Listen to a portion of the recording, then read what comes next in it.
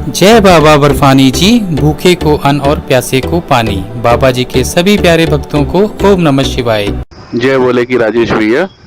दूसरा सवाल सबसे ज़्यादा ये आ रहा है बुज़ुर्गों का कि मान लीजिए हम हेलीपैड से जाते हैं, हेलीकॉप्टर से, तो जो हेलीकॉप्टर का नीलगिरी हेलीपैड है वो बालटाल बेस कैंप से कितना दूर है, या जहाँ टैक्सी छोड़ रही है, और वहाँ पहुँचने के क्या साधन है।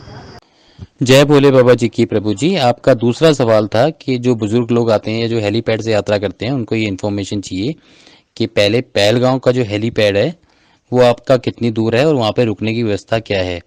तो मैं आपको बता देना चाहता हूँ, जो बेस कैंप है, बेस कैंप से तो जो हेलीपैड है वो है आपका 1.5 से 2 किलोमीटर के आसपास। लेकिन जो मेन हाईवे है वहाँ से आपका ऑन रोड ही है, आपका आधे किलोमीटर अंदर जाके, जैसे आप चंदनवाड़ी की तरफ जाएंगे तो लेफ्ट साइड में रोड कटता है और सीआरपीएफ का सेंटर है उसके साथ में ही रोड कटता है, और वहीं पे आपका आगे जाके राइट साइड में है।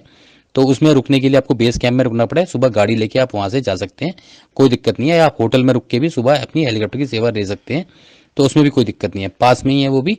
और उसमें आप बेस कैंप में भी रुक सकते हैं। बेस कैंप से 2 से 2.5 किलोमीटर पड़ेगा आपको, और अगर आप होटल में रुकते हैं तो ऑन रोड ही रुकते हैं तो फिर आपका आधे किलोमीटर पड़ेगा और वहाँ से आपको सुविधा मिल जाएगी। ठीक है, अब बात करते हैं नीलगिरी की हेलीपैड की, जो जिसे हम बालटाल भी कहते हैं। तो आपका जो नीलगिरी का हेलीपैड है वो सोनमर्ग से 10 किलोमीटर है और नीलगिरी से बालटाल 6 किलोमीटर है। ठीक है, मेरी बात समझे आप। जैसे आप बालटाल की तरफ चलेंगे श्रीनगर से तो पहले सोनमर्ग आएगा, तो सोनमर्ग से आपका नीलगिरी जो है वो 10 किलोमीटर है और नीलगिरी से आपका बालटाल वो 6 किलोमीटर है। अब बात करते हैं कि रुकने की व्यवस्था, तो बताया गया है और जो आइडिया है मुझे, मैक्सिमम जो हेलीकॉप्टर में लोग यात्रा करते हैं वो अक्सर सोनमर्ग में होटलों में रुकते हैं और सुबह होटलों की गाड़ियां उनको वहां पे ड्रॉप करती हैं और वहां से अपनी यात्रा स्टार्ट करते हैं।